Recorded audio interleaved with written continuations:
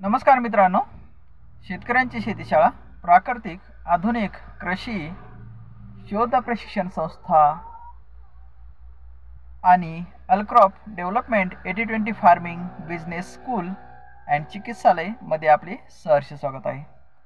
शेतकरी मित्रांनो, आज खरीपाची आपण मळणी करत आहोत आणि रब्बीची आपण पेरणी करत आहोत। म्हणजे खरीपाचं पीक आपलं सोयाबीन, कापूस हे महत्त्वाचं पीक आहे।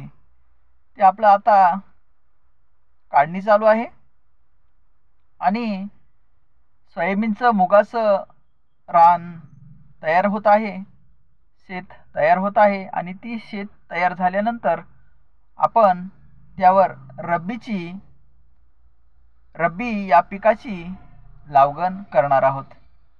तर शेतकरी मित्रांनो, बरेचसे शेतकरी आज मला असं दिसलं की हार्वेस्टरनं सोयाबीन काढतात आणि हार्वेस्टरनं सोयाबीन काढल्यानंतर जे भुसकट हार्वेस्टरच्या पाठीमागं, काही काडी कचरा हार्वेस्टरच्या पाठीमागं पडलेला आहे। मुगाचं काढ शेतामध्ये तसंच आहे।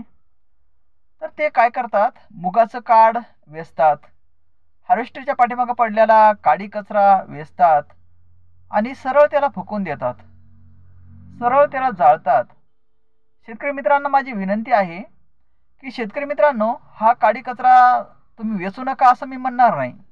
रान स्वच्छ करणं हे आपलं काम आहे, रान स्वच्छ झालंच पाहिजे आणि रानामध्ये काडी कचरा असल्यानंतर आपल्याला व्यवस्थित घवघव वाटत नाही किंवा पेरणी दुसऱ्या पिकाची केली असं आपल्याला वाटत नाही, है ना, बरोबर? तर तुम्ही रान स्वच्छ करा, तिचं काही प्रॉब्लेम नाही।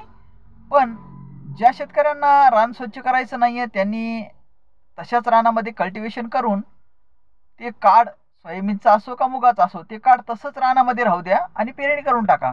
तुम्हाला जेही काही पेरायचं आहे, ज्वारी पेरायची आहे, कोणाला हरभरा पेरायचं आहे, हे दोनच पिकं मेन सध्या त्या पेरणीसाठी अग्रेसर आहेत, ज्वारी आणि हरभरा।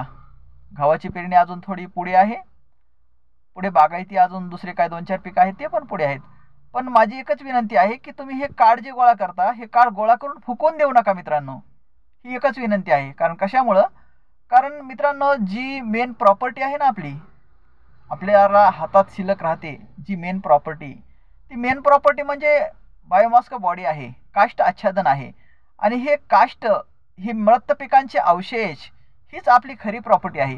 आणि हे मृत पिकांचे अवशेष ही खरी प्रॉपर्टी जर आपण जाळली तर मित्रांनो, आपण आपले पैसे जाळल्यासारखे, म्हणजे आलं का लक्षात, पैसे जाळल्यासारखे असं मी का म्हणतोय, कारण मित्रांनो, हे जे काडी कचरा आहे याच्यामध्ये आपण जे गेल्या वर्षी टाकलेले खतं आहेत ना, तेच खतं ह्या पानामध्ये आहेत, तेच खतं ह्या बायोमास बॉडीमध्ये आहेत, मृत पिकांच्या अवशेषामध्ये आहेत।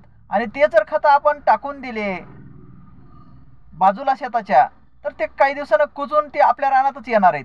आणि जर समजा त्याचा जर व्यवस्थित खड्डा करून ते काडी कचरा काष्ट आच्छादन त्या खड्ड्यात टाकलं आणि ते खड्डा जर समजा 4-6 महिन्याला उपसून जर परत रानामध्ये टाकला तर ते खतं आपल्या कामी येतील। पण तुम्ही जर नुसतं फुकवूनच देऊ लागले, काडी कचरा वेचून त्याला जर फुकवूनच देऊ लागले तर ते नष्ट व्हायला लागलं ना।